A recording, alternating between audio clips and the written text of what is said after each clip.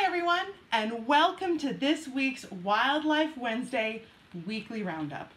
I'm your host, Tenley Thompson, and we've got some fantastic video content to show you this week. What we're going to do today is we're going to show you the latest and greatest from the Greater Yellowstone ecosystem in videos taken by our guides out on trips throughout the week. Then you'll have a chance to win our trivia question of the week for a gift card to our EcoTours store. And finally, I'll be answering your questions live at the end of the broadcast. So let's go ahead and get started. I thought it would be a lot of fun to start this week with really adorable, cute baby moose calves, because who doesn't like cute, adorable moose calves? So let's check in with Sean and see what he has to say about it. Hey guys, Sean from EcoTours here today, and today I wanted to talk to you a little bit about moose. Now, when I take folks out on tour in the morning, I say, what do you want to see? And they say, moose, moose, moose, moose. Moose are incredibly popular. Now, this time of year, July, August, the hot time, the temperature's up, the visitation's up. It's pretty hard to find moose, but lately we've been doing really well, and I was lucky enough to get some footage the other day of a mama moose called a cow with twin calves and a solo calf. Now, those calves, super cute. I think they're pretty doofy, but maybe so doofy that makes them cute. They look small, but they're not. When they're born, they're 30 pounds, and they put on 2.2 pounds a day and can run faster than a human within 5 days. Now, along with those cows and those calves, we have the males here called bulls, and right now they'll have those antlers. And those antlers are covered in fuzz called velvet, and soon that velvet will be shed, showing that polished, hard antler, and those bulls will be ready for the rut. So they're using those antlers to rub trees, to show intimidation to the males, other males, and they'll actually go around like this, grunting to show the females how wide their antlers are to try and impress them. Some definitely do better than others. Now, we have the smallest subspecies of moose called the Shirus or Shirus here, but that doesn't mean that they're small. A big male could be 1,200 pounds with antlers as wide as 50 inches. Now, if you went up to the Yukon, you'd have bulls 1,500 pounds with antlers as wide as 80 inches. Moose are a member of the deer family, and that surprises a lot of people. So we've got moose, elk, mule deer, and whitetail here, which are 4 types of deer, so moose being the largest. Moose here, you'll find them along aquatic habitats, rivers, streams, lakes. They're incredibly fond of the aquatic areas. They're really dark in color. They overheat easily, so they stand in the water to thermoregulate, and they're also eating aquatic vegetation, so it's 2 birds with 1 stone. Now, moose for the most part are solitary, but if you come out here in the winter, you might get lucky and see a herd, and I've seen a herd of up to 20 at one time. So that's right around Christmas. For about 2 weeks, they're targeting a plant called bitterbrush, a food source, and it's pretty quickly done after that. So a big thanks to Sean and Kelsey, who got that great footage of a bull moose, and Sean, who got that amazing footage of a mom and calf and a mom and twins. I've only seen that mom with twins once so far this summer. She's been pretty elusive, and female moose with twins are very unusual. We usually only maybe have one, sometimes none, in the park Grand Teton every year. So that's pretty awesome to see. I hope Sean will continue to check in on that mother moose with twins, since he seems to have a little more success than I do. All right, so let's go ahead and go a little bit north to northern Grand Teton for a little bit, where longtime wildlife biologist and guide in the Greater Yellowstone ecosystem, Sarah Ernst, got a really fantastic view of some wolf pups this week. She's been leading our multi-day trips all throughout the summer, but we got her out of the backcountry just long enough to pick some huckleberries and tell us a little bit about the sighting. So let's check in with her. Hello, this is Guide Sarah Ernst with EcoTour Adventures, coming to you from a huckleberry patch in Bridger Teton National Forest, about half an hour away from downtown Jackson. I've already been able to harvest a few cups of huckleberries from this patch, so we're leaving the rest behind for the birds and the bears and the other animals that love huckleberries too. I wanted to share this incredible footage we got a little while ago of the pups from the Lower Gros Ventre pack of wolves up in the northern half of Grand Teton National Park. It was pretty hot, as a lot of our days have been recently, And it was early on into our sunset trip, so I was not expecting to see wolves, but I thought it was worth a look anyway, and much to our delight, this group of 3 pups plus 1 adult comes out from the willows and begins to investigate the shoreline and play around in the water and the mud. Often wolves will leave behind a babysitter with the pups if they're able to do so, while the rest of the adults are resting or investigating the borders of their territory or looking for prey or meat to scavenge off of out in the woods. And that was the job of this female today, and she did a great job. She knew we were there, and she could probably tell more about us using her incredible sense of smell than we could tell about her. And she didn't let up her guard for a second. Meanwhile, the puppies were having a great time, kind of oblivious to us, romping around on the shores of the lake, playing tag, investigating all the smells of the animals that they themselves will hunt if they make it to the stage of their life where they're learning how to hunt. I think that's one of the reasons why I enjoy watching wolves so much, is looking for behaviors like these that we humans also enjoy, such as a day down at the beach with your family. This was an unexpected delight, and one that we spent a lot of time enjoying on our sunset trip in Grand Teton.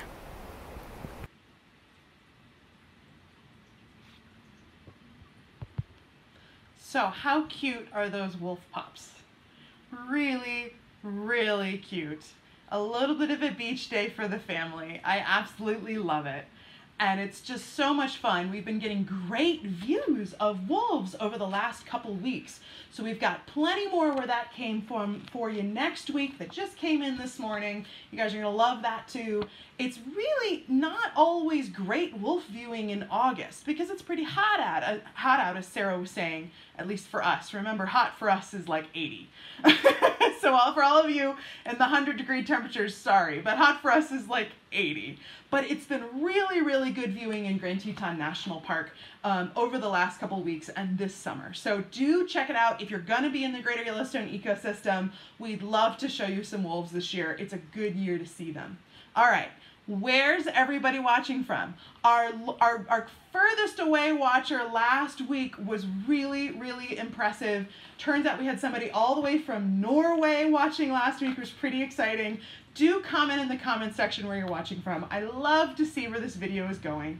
And if you're enjoying it, we sure would appreciate it if you'd like or share it to your Facebook page. If we can grow the viewership of these videos, we can make them even bigger and better. But we need your help, and we don't want to be preachy, but if you're willing to do it, we sure would appreciate it.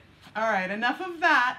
Let's go ahead and head back into Grand Teton National Park with a very favorite guide from our Wildlife Wednesday broadcast, Laura, who has another fantastic view of Grizzly Bear 610.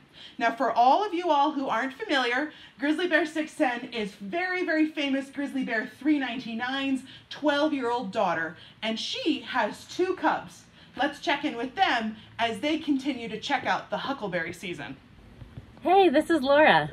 I'm back from another great tour in Grand Teton National Park, where I had another chance to see Grizzly Bear number 610 and those big 2nd-year cubs feasting on huckleberry bushes.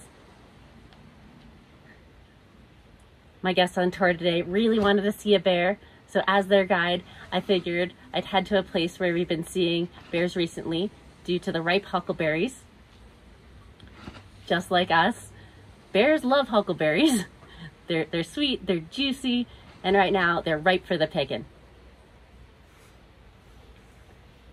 The drive we took is an up and back drive. On the way up, we didn't happen to see any bears.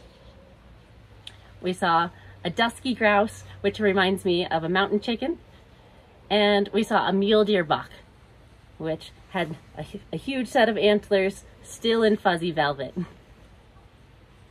So that was pretty cool, but not a bear. Grizzly bears are in a physical state this time of the year in late summer or early fall called hyperphagia, which means they're stuffing their big bear faces full of whatever they can find, trying to consume as many calories as possible to pack on the pounds for winter hibernation. So for a really big grizzly bear, that could mean between 20 to 30,000 calories per day. That's a lot of huckleberries. For someone my size, That would mean going to McDonald's and consuming between 17 to 19 Big Macs in a day.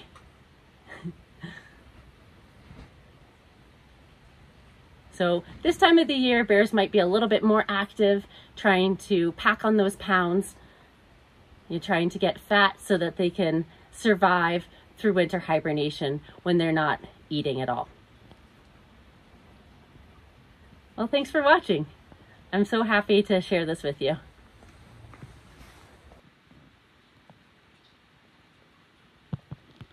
Always good to see Grizzly Bear 610 doing well. She's fat and fit, and so are the cubs.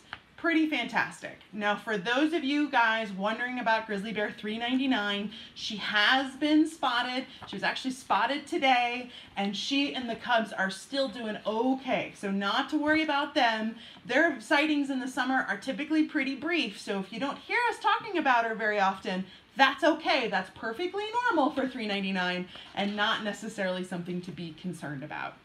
Pretty fun stuff. A really great hi to Dawn and Heather. Thank you for joining us again this week. And Ben, we'll definitely make sure that we pass on your salutations to Verlin if he's not watching. Verlin's one of our wildlife guides. He might be out on a trip right now. I'm not sure. I'd have to check the schedule. But in the meantime, we'll definitely make sure he knows that you said hi for sure. But let's get to some more viewing. Do you guys want to see some primates? Want to see some primates of Grand Teton? Some, as I call them, two-legged whiskey swiggers, although I don't know if these particular primates are drinking. Let's go ahead and check in with Kelsey. Now, Kelsey, I always say that our spotting scopes, our Maven spotting scopes, can make anything from 2 miles away look like it's next to you. And Kelsey here has the proof. So let's check in and see what she has to show us. Hey guys, it's Kelsey here. In addition to being a wildlife guide, I'm also a very passionate rock climber. It's one of the reasons why I love living in this valley.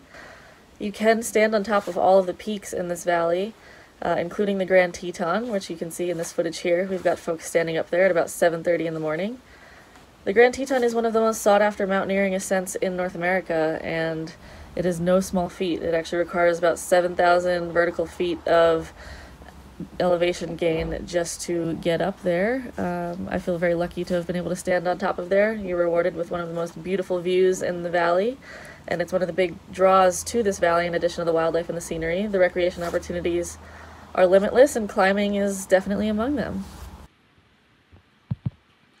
So a pretty awesome view of the top of the Grand Teton. Could everybody see those people moving around? Kelsey got that footage from the very middle of the valley floor. So miles and miles away, which is just so impressive to be able to see. Kelsey, of course, is an incredible rock climber and mountain climber and does these crazy summits all the time. You should follow her on Instagram and see all of that. But in the meantime, if you've never had the chance to climb the Grand Teton, one of the great American alpine climbs, I can't recommend it enough. It is really amazing. On a clear day, you can see more than 100 miles. You can actually see Old Faithful going off from the top, which I was lucky enough to witness. It's not easy to see, but you can definitely see it going off. You can see protected land as you stare out into Wyoming as far as the eye can see. It's really, really impressive to see all of that wilderness from up above. And there's nothing quite like standing on solid ground and being higher than anything you can see around you. It's a pretty neat experience. So thanks very much for checking in with that. Always super fun. I hope those climbers didn't mind that we kind of spied on them a little bit during their summit, but I'm sure they were really excited to get to the top. All right, next, let's check in with Mike, who had a really fun view of a coyote. So about only 20% of the hunts in the wild are successful, which means 80% of the time you're coming home empty-handed. So imagine yourself going to the grocery store and coming home 80% of the time saying, "Sorry, honey, I got nothing on the list." Anyway, it was a proud moment to see this coyote prance into the field. She felt no fear of us because we were far away enough, and it is really important to maintain an appropriate distance from all wildlife. My general rule is if they change their behavior because of you, you're doing it wrong. So come out with us on Ecotour Adventures and we'd be happy to show you how to do it right. For weekly Wednesday Wildlife Roundup, this is Mike Vanian checking in.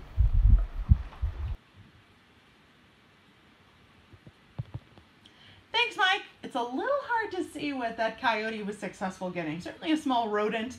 I'm going to go with either a Uinta ground squirrel or maybe like a montane vole, something along those lines. But it's pretty amazing to watch those coyotes be able to listen to the vibrations under the ground and jump and pounce and catch those tiny, tiny little rodents as they scurry under the ground. Really, really neat stuff to see. Those big ears make a big difference in their ability to sense prey. Let's go a little bit north. What do you think? It's been a while since we showed you all the really neat thermal activity that's been going on in Yellowstone. And I think it's about time we took a little census of all the geysers and hot springs. So let's check in with lots of different guides who gave lots of footage for this segment and see the latest from Yellowstone.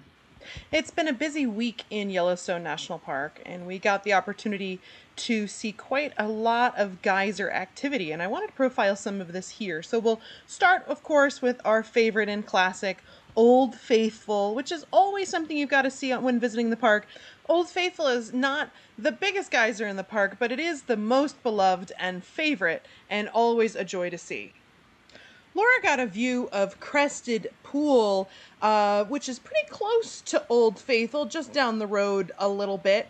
And right next to Crested Pool is my personal favorite of the predictable geysers in the park, and that is Castle Geyser, which was broken apart by early visitors to the park, but once looked like the spires of a castle before people took center for souvenirs. She also witnessed eruptions of Daisy Geyser, which is another predictable geyser, but not one that we see very often on trips just because it's got a long interval. Sarah got a great look at these prickly pear cactuses in the northern range of Yellowstone, as well as the beautiful colors in the Grand Canyon of the Yellowstone on her multi-day trip. And boy, the Hayden and Lamar valleys are looking beautiful this year. Josh got this really interesting view of these cobwebs from spiders next to bobby socks trees in a thermal basin on a nice beautiful morning. And Sean got a really fun view of this bison next to Mud Volcano, enjoying a day at the spa, so to speak. Let's check in with Josh, who went to see Artemisia Geyser. Hello everybody, Josh with Ecotour Adventures here. I got to catch an Artemisia Geyser eruption. It was my first time seeing this eruption, so pretty exciting to see this with some of our guests. Artemisia actually is the scientific name of sagebrush. And the reason the geyser is named that is because the deposits around the geyser have that color that's very similar to sagebrush. It's a very large geyser, about 55 feet in diameter, and it is what is known as a fountain geyser. Yellowstone has two different geyser types, fountain geysers and cone geysers. Cone geysers erupt out of a very small constriction. That would be something like Old Faithful or Beehive or Steamboat.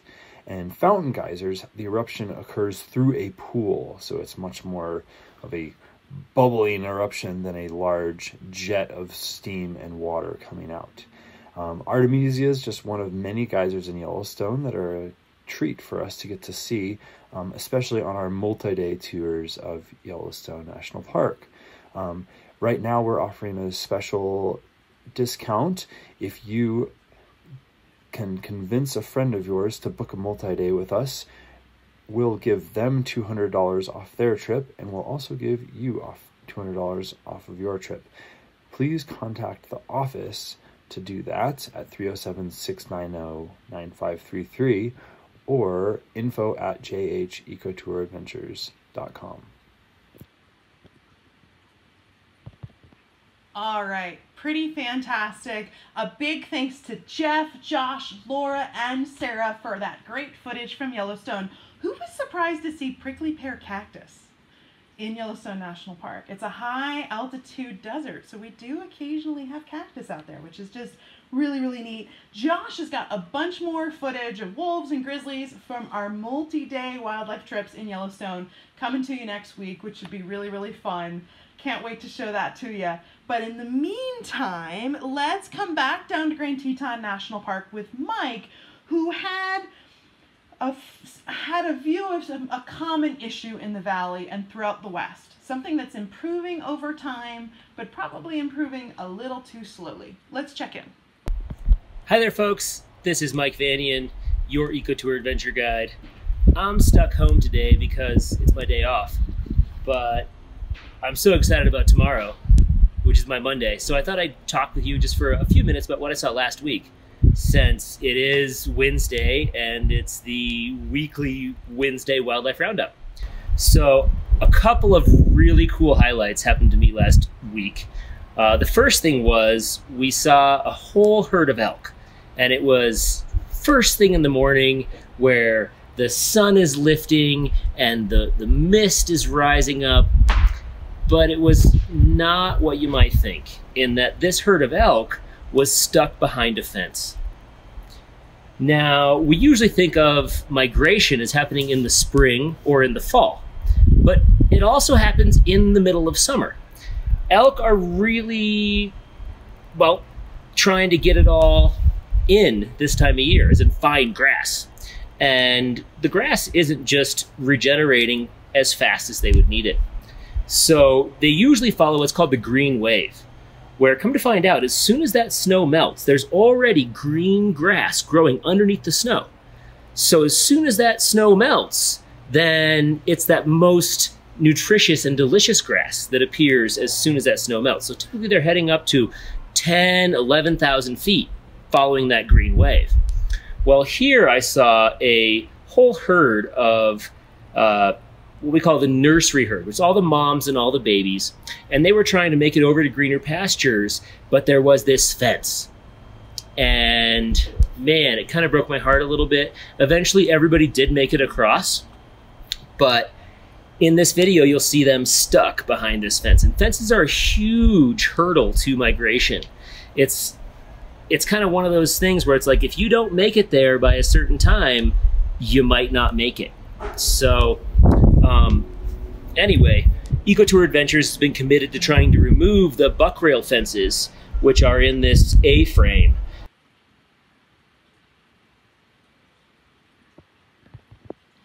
So, an unfortunate circumstance, one that is diminishing in the valley, and we actually spend a little bit of time as guides every week, and Ecotour Adventures sponsors a fence pull, where we're able to go out and remove some of this wildlife unfriendly fencing. There is definitely fencing you can use that works for livestock and agriculture, but also is friendly to wildlife, and the key is to put the right stuff in. So a big thanks to Jackson Hole Wildlife Foundation, who works very, very hard on this, and we hope one day that we won't see elk doing that anymore. All right, enough Debbie Downer. You guys having fun? You want some more? I want some more. All right, we've talked a lot about big animals, and those are fun because they're what biologists call charismatic megafauna. They're big and fuzzy and exciting. But I don't want to neglect all the amazing birds and small animals of the ecosystem that we have present as well. So let's take a look at another montage with lots of different guide footage of all the small animal activity that we've been seeing recently in the Greater Yellowstone ecosystem. Here we go. It's been a busy week in the Greater Yellowstone ecosystem for some of our smaller animals that are present.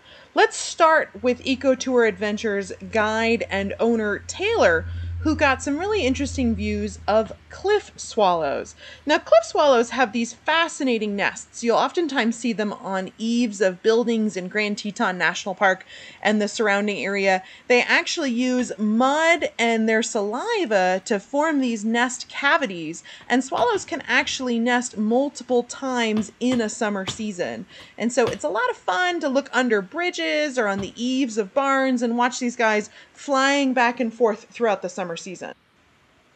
Interestingly enough, they'll actually construct new nests for each successive brood, and the chicks from the last batch may help to raise the chicks from the latest batch. A few summers ago, I was fortunate enough to raise some orphaned cliff swallows and got to know their antics pretty well, and so I'm awfully fond of this particular species.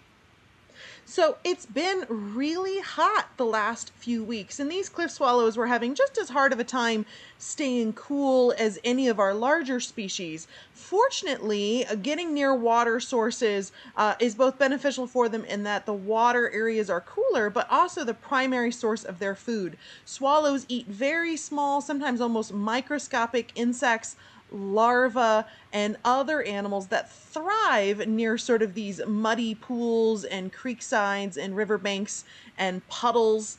They're such small birds, but they're such acrobatic flyers that in the evenings you can see them coming up underneath the bridges by the hundreds, sometimes the thousands, to get at the gnats and the small insects in the ecosystem.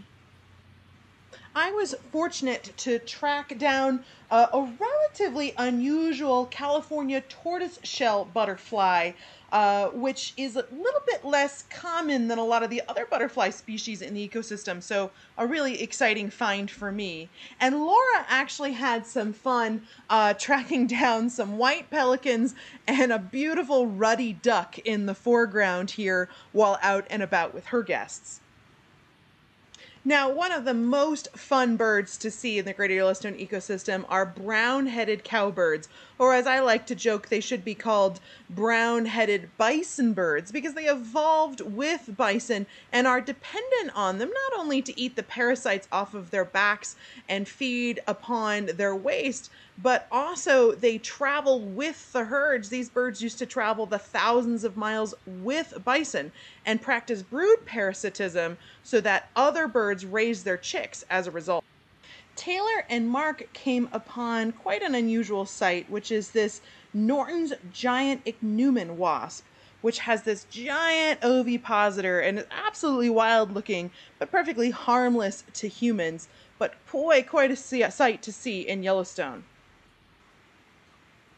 Laura's been able to document a ongoing osprey nest and the chicks, who are just about old enough that probably by this time next week we won't be able to see them anymore.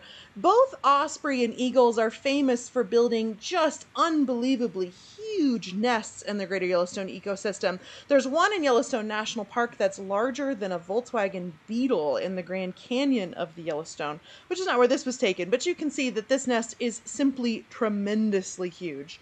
And the osprey are continuously actively building it year after year. So osprey are fish eaters. They are pure piscivores. Their diet consists entirely of fish and nothing else. And they feed their chicks entirely fish. So they're incredibly capable fishers.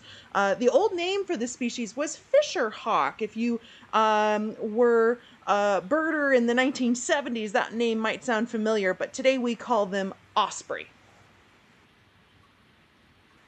Laura and Sean got a really fun look at a boreal toad while Sean was out fishing last week, which is a pretty common animal we'll see and one of our only species of amphibian or reptile in the Greater Yellowstone ecosystem.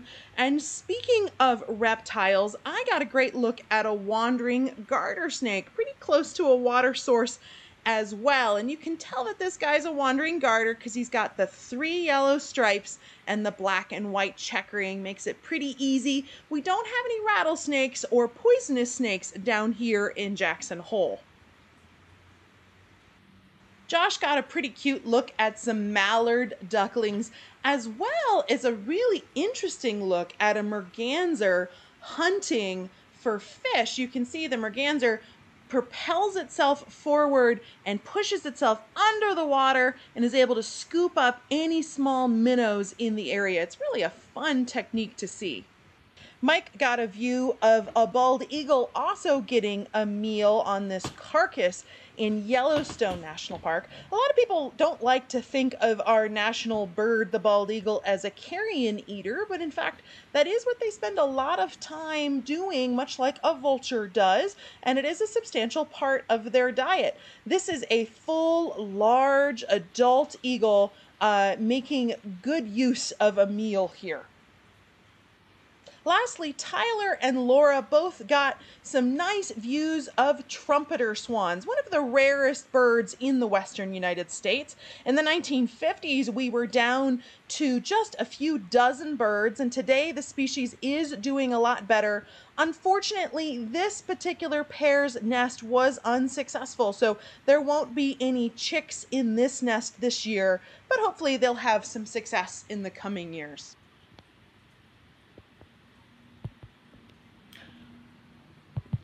All right, so I probably should correct myself because I was wasn't inaccurate, but I didn't quite tell the whole story there. Trumpeter swans were very, very rare, as I discussed, and then they were listed as an endangered species, and the species has done a great job to recover. They've been recently taken off the endangered species list, I think about 10 years ago or so, and now their population is starting to fall pretty concernedly in the Greater Yellowstone ecosystem again. So we're not exactly sure what's causing trumpeter swans to struggle. We do know that they're having absolutely no surviving chicks, generally speaking, in Yellowstone and Grand Teton, which is to say they're nesting successfully, but those chicks aren't surviving. And we're not exactly sure why yet. The fun thing about wildlife biology is new questions are always coming up. Sometimes it can take a couple of years of research to get some answers, but the Wyoming Wetlands Society has done more than just about anybody else for trumpeter swan recovery. So if you'd like to help those birds out, they are a great organization to support. I've done a little bit of work with the Wyoming Wetlands Society over the years, and they really, really care deeply about these swans, and they take cygnets, young swans, that they breed in captivity, and they spread them all throughout the western United States to try to expand the range of the species. So great cause there. Okay, I got a little bit on a tangent there, but you know me, I get on tangents. Did everybody enjoy that great look at the small animals of the Greater Yellowstone ecosystem? We hadn't really spent much time on them in the last couple weeks. I am here to take your orders of wildlife you'd like to see. So comment in the comment section what you'd like to see next week. Is there a particular species you'd like to see? Folks told me they'd like to see some more unusual and bizarre looking insects, so I've been trying to do a little bit of that. I certainly don't want to neglect our reptiles and amphibians. I know they're not as exciting as like fuzzy moose calves, but I think they're awesome to see as well. Do tell me what you'd like to see next week. I'm definitely going to be showing you wolves and grizzlies, but beyond that, I take orders. Well, which is to say, I take requests, and I pass those requests on to the guides, and we'll do our best, certainly. So thanks so much for that. All right, so now comes my second favorite part of the program. My favorite part is the comments, the question and answer section, which I'm going to do in just a minute here. But my second favorite part is where I try to puzzle you with our trivia. Is everybody ready for our trivia question of the week? The way this is going to work is I'm going to show you last week's trivia question and show you the answer, which has already been answered correctly, and the gift card has already been given out. But feel free, if you want to make a guess, to go ahead and comment. And then I'll show you this week's trivia question, which is a chance to win a $10 gift card in our EcoTour Adventures store, which I should explain. So during March, when we first shut down because of COVID, we created an online store, and it's got everything from Steo-ware to Tom Mangelson and Sue Cedar home prints to photography from our guides to naturalist Elise's knit beanie hats that have bears on them, naturalist Chelsea's gunpowder art, if you want to buy one of my mugs, all that stuff is on there. It's 100% of the proceeds are going towards supporting employee health insurance. It's going towards the guides and our office staff's health insurance. So if you'd like to help us out, we sure would appreciate it. Go ahead and go on that EcoTours store and see if there's something fun you like. There's a little bit of something for everyone. But one lucky person's going to get a gift card to that store by answering a trivia question. So first things first, here's last week's question, which was a photograph I took, I want to say maybe 3 weeks ago, perhaps, of a bear. And the question is this a black bear or a grizzly bear? So if you think you know the answer, go ahead and comment in the comment section. I'm going to give you a couple hints to help you make your decision. Grizzly bears have visible claws and black bears do not. Grizzly bears have long noses that come straight out like a dog versus very flat noses, which is what a black bear would have. Grizzly bears have a visible hump. Black bears do not. And then typically black bears have very visible ears, and grizzlies are just so fuzzy and they've got such big heads that their ears could be hidden away. But I tried to be sneaky on this one and make it a little harder than usual. Everybody liked the last time I asked black bear versus grizzly, so I thought I'd try this again. Yeah, did everybody make a guess? Did you make a guess in the comment section? That is a grizzly bear. And I'm fooling you if you thought, well, that's a black bear for sure. Remember, you never want to use size or color to differentiate between the two species. Just because it's brown colored doesn't mean it wouldn't necessarily be a black bear, or what we call a cinnamon black bear. But in fact, this is a grizzly. This isn't just any old grizzly. This is one of Grizzly Bear 610's 2 cubs that she has. These cubs are almost subadults at this point. She'll be setting them off on their own probably next spring. And they're almost as big as she is, as you saw in the earlier video that Laura was nice enough to provide for us. So subadults are going to look a little bit different than full adults. The bear has really obvious ears because it hasn't grown in a full fluffy adult coat yet. You can't see the hump, which I purposefully kind of did to make your life a little bit more difficult, but this bear has a very prominent hump. You can see the claws, definitely a grizzly bear based on those claws. And then you can see, of course, that very long concave nose, not a flattened nose. So absolutely 100% a grizzly bear. Interestingly enough, if you look kind of carefully at the photo, you can see this poor bear was being swarmed by mosquitoes. I got bit by about 100 mosquitoes while I was taking that picture, and I was itchy for like 2 days. Luckily, our mosquitoes are gone for the season. But I think that this fellow's fur is compact enough. I'm not sure he was really getting eaten much because he wasn't really reacting to the swarm of insects that were around him. So, oh, to be a grizzly bear with nice long fur and not have to deal with biting mosquitoes and flies and what have you would be pretty darn nice for sure. So, alrighty, hopefully some of you guys got that question right from last week.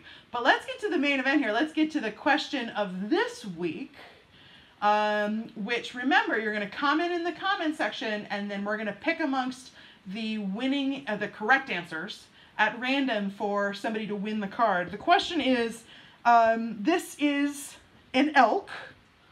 It's a photograph I took in Mammoth Hot Springs a couple years ago, and I just think it's kind of funny. A male elk is called a bull elk. A young elk, baby elk, is called an elk calf.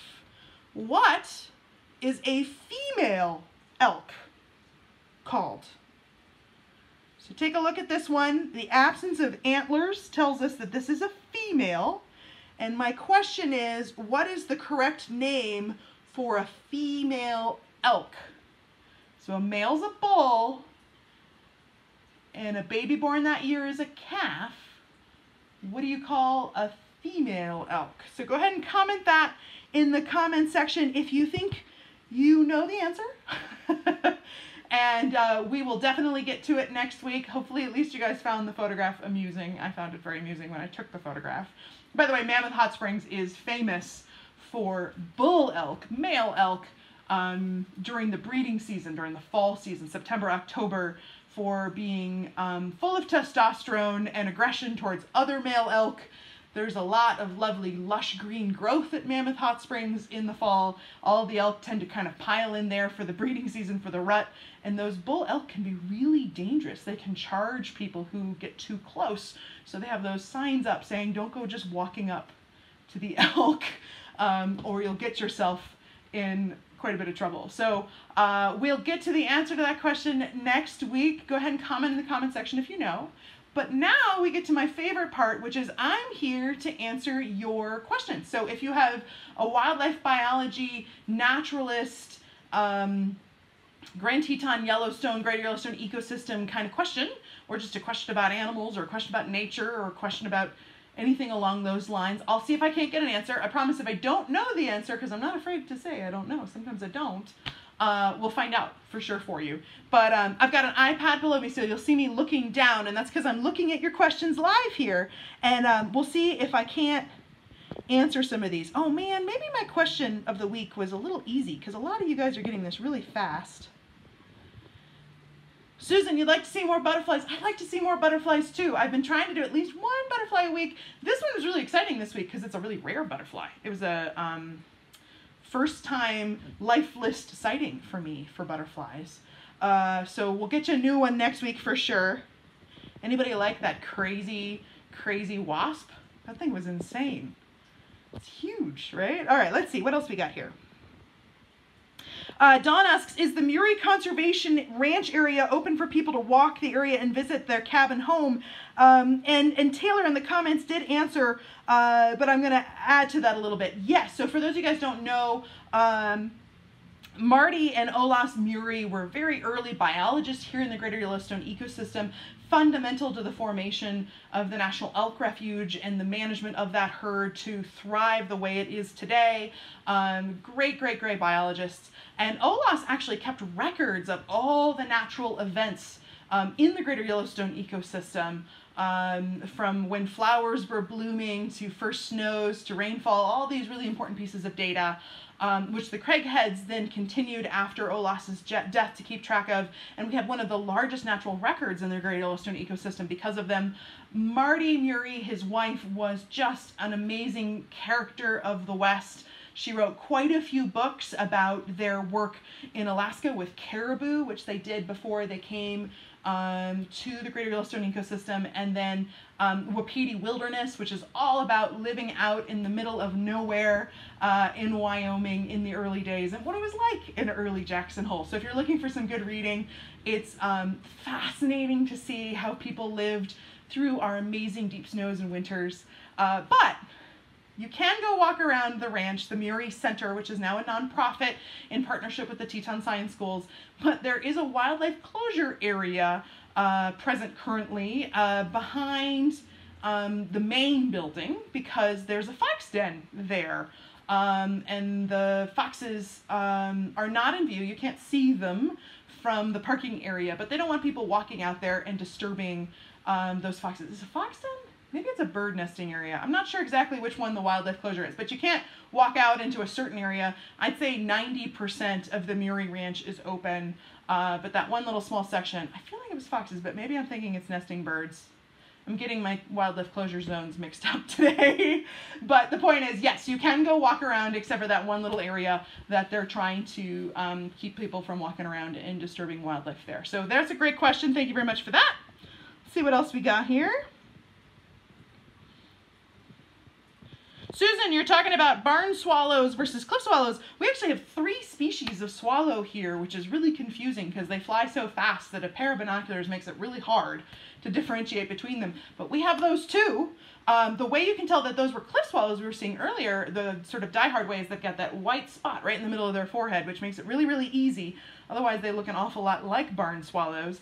Those baby swallows I raised a couple of years ago, their nest was demolished by construction workers unintentionally, and the mother did not come back. So I went ahead and raised them from tiny little babies up to adults, but it took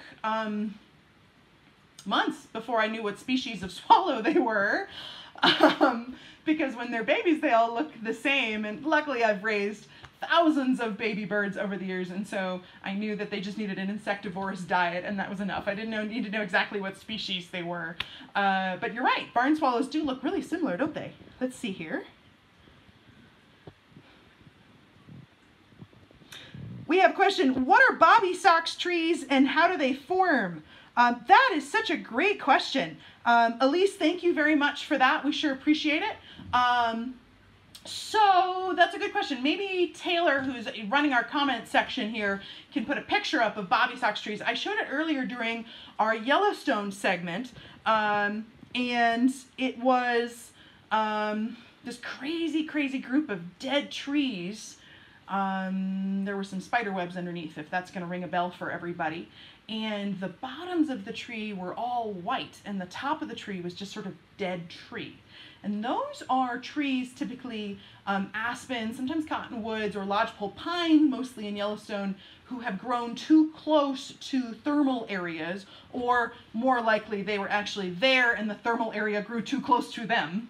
And what happens is the ground becomes impregnated with, some people call it sinter, some people call it geyserite, this mineral that is emitted by hot springs and thermal features. And the xylem and the phloem, the vascular system of the tree, sucks that material up into it, and it actually, I used to say it fossilizes the tree. That's not quite accurate, but it's a pretty close representation to what's happening. Basically, it's preserving the tree and turning the tree, mineralizing would be a better term than fossilizing, I think. Mineralizing the content of the tree and replacing the water content of the tree with this thermal basin mineral, and it leaves the tree standing. So the tree will last for hundreds of years in a perfect standing position with just the bottom of the tree white and the top of the tree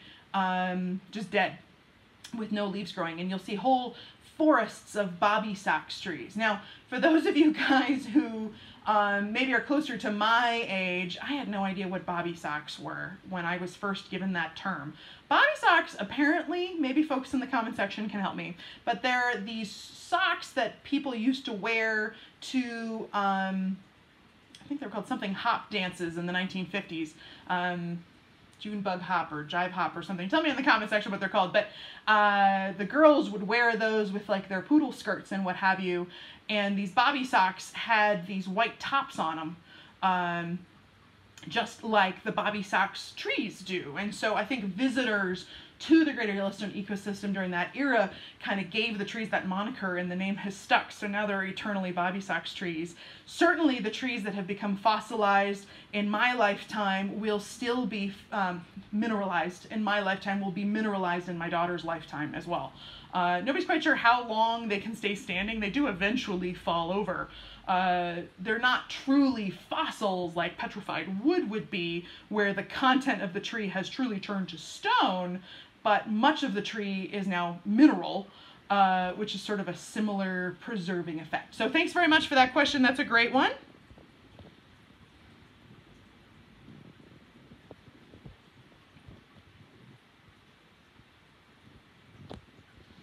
Let's see here.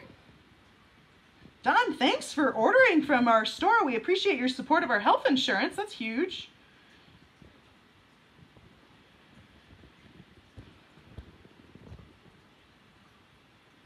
Diana, thank you. You wore them with saddle shoes. I remember my mother explaining this to me, and I have not done a very good job of explaining that to you all. So thanks very much for those of you who are making more sense than I am on all that. Let's see here. Christine asks, how many different birds have been identified in the parks? That's a great, great question. I'm assuming when you say the parks, you mean Grand Teton and Yellowstone National Park.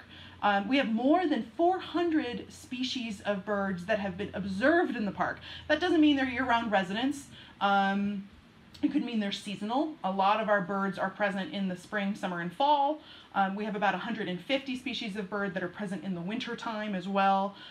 We have more species of raptor, 42 different kinds of raptor than anywhere else in the United States, which is kind of a neat little side fact. Everything from golden eagles, one of the largest raptors in the world, all the way down to American kestrels, the smallest bird of prey in North America. They're about this big. They kind of hover on the ground like hover above the ground like hummingbirds as they dive for insects, and sometimes very small birds. So we've got lots and lots of diversity of birds. We've got a tremendous number, particularly of things like warblers, flycatchers, songbirds are particularly prevalent here as well. So it's a great place to come birding. You'll definitely get to see some things you wouldn't get to see anywhere else. Some of our birds are really rare in other places, but are incredibly commonplace for us.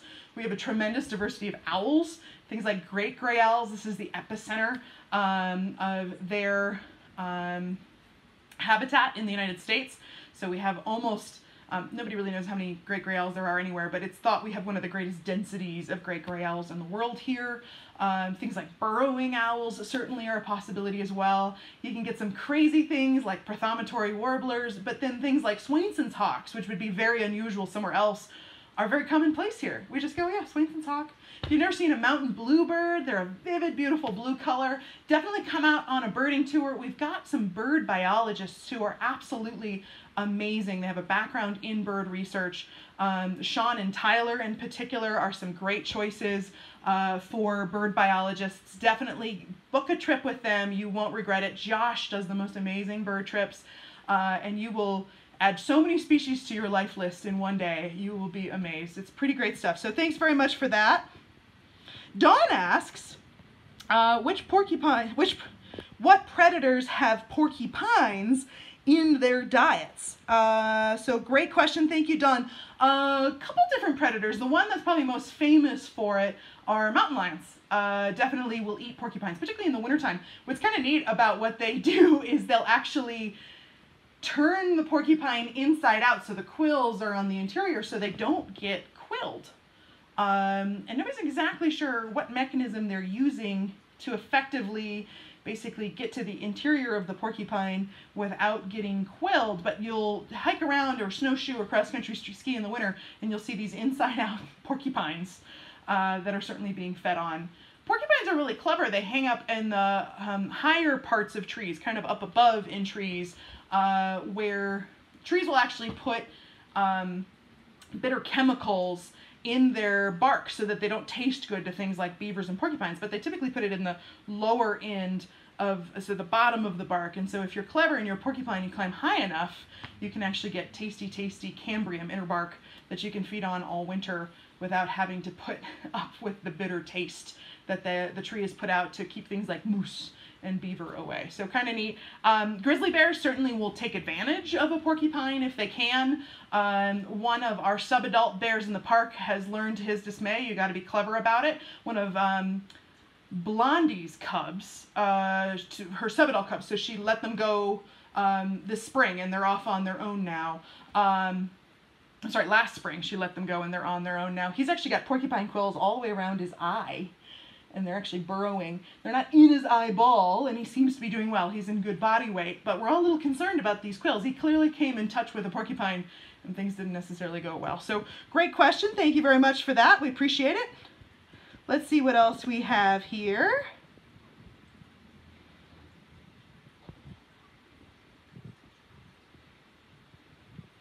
Oh, people are pointing out the weasel family, definitely effective at getting some porcupines as well. Things like fishers. I don't know if pine martens can get porcupines or not. That's a great question. I'll see if I can't find out about that. But certainly wolverines would take advantage of them as well. Lois wants to see more wildflowers. Absolutely. I'm on the case. Christine wants caterpillars. We can make that happen for sure. I think that's all the questions we have this week. Yeah, I think it is. So thanks very, very much, everybody, for all of your great questions. Thanks for joining us. It's such a pleasure to spend every Wednesday with you all. A big thanks to the Travel and Tourism Board here in Teton County for giving us a grant to continue to support our programming and our Wildlife Wednesday Roundup. We really appreciate their support for sure. I hope you guys have a wonderful, safe week, a wild weekend, and we'll see you next Wednesday. Bye-bye.